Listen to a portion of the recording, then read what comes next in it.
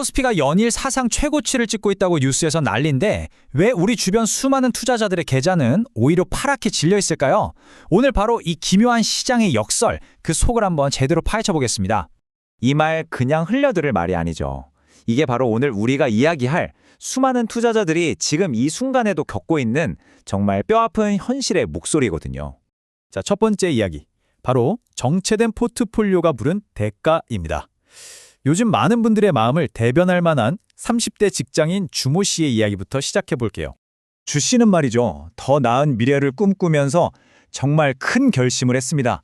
적금도 깨고 심지어 전세보증금까지 빼서 주식시장에 뛰어들었어요. 근데 결과가 어땠을까요? 뉴스를 켤 때마다 지수는 오른다는데 정작 본인 계좌는 파란불만 들어오고 계속 뒷걸음질만 치는 거죠. 이런 답답함 아마 많은 분들이 공감하실 겁니다. 자, 그럼 두 번째, 시장의 이 거대한 역설에 대해 좀 더 깊이 들어가 보죠. 아니, 한쪽에선 막 축포를 터뜨리고 있는데 왜 다른 한쪽에선 이렇게 투자자들이 힘들어하는 걸까요? 바로 이 화면이 그 극명한 차이를 딱 보여줍니다.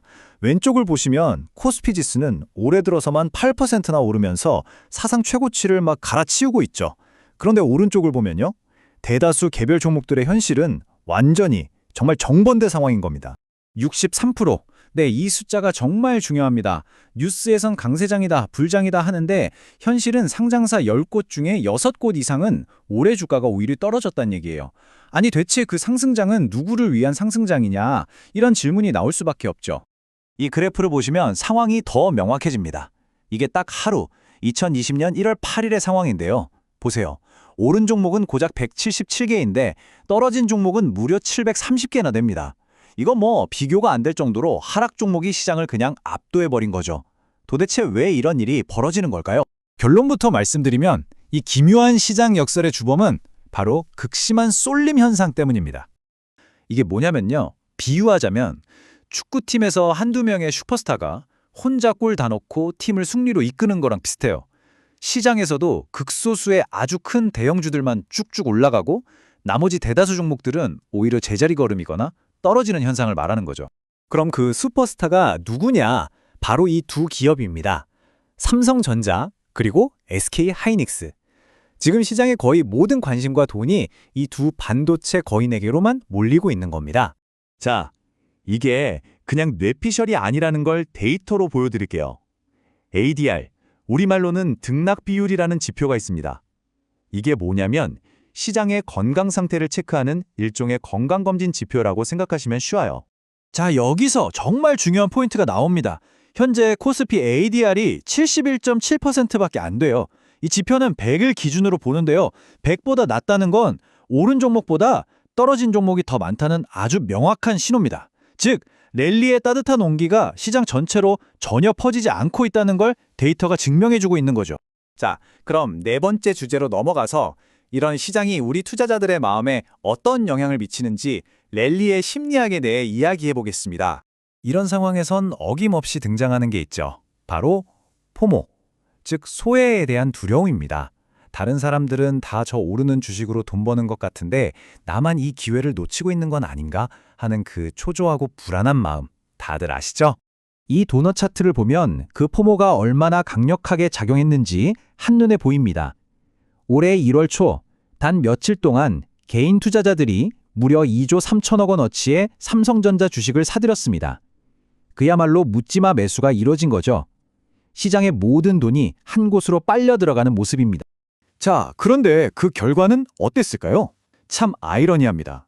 삼성전자를 산 사람들은 15%가 넘는 수익을 봤어요. 이건 성공적이었죠.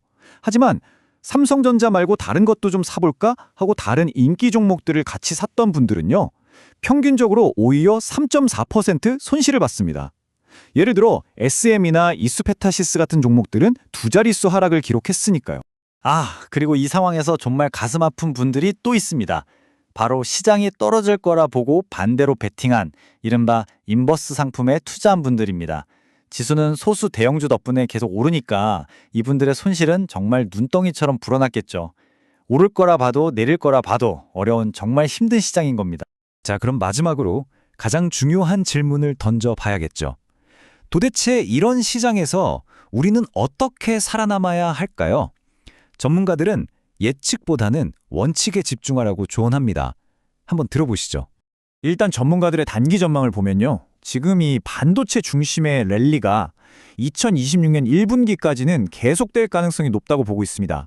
그러니까 이 쏠림 현상이 당분간은 더 이어질 수 있다는 거죠. 하지만요, 이런 단기적인 예측과는 별개로 전문가들이 하나같이 강조하는 게 있습니다. 바로 시대를 초월하는 투자의 기본 원칙들입니다. 의미 있는 분산 투자를 실천하는 것, 단기 등락에 흔들리지 않고 길게 보는 것, 그리고 무엇보다 포모에 휩쓸려서 감정적인 결정을 내리지 않는 것, 특히 레버리지나 인버스 같은 상품은 정말 신중해야 한다고 말합니다. 이런 시장일수록 기본이 더 중요해지는 법이죠. 자, 오늘 긴 이야기를 나눴는데요. 코스피 지수는 시장 전체의 평균을 보여줄 뿐입니다. 하지만 여러분의 계좌는 평균이 아니라 현실이죠.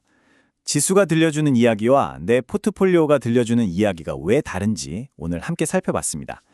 이제 중요한 것은 지수가 아니라 바로 당신의 포트폴리오가 지금 어떤 이야기를 하고 있는지 그 목소리에 귀를 기울여 보는 것이 아닐까요? 재미있게 보셨다면 구독, 좋아요, 알림 설정까지 꼭 눌러주세요.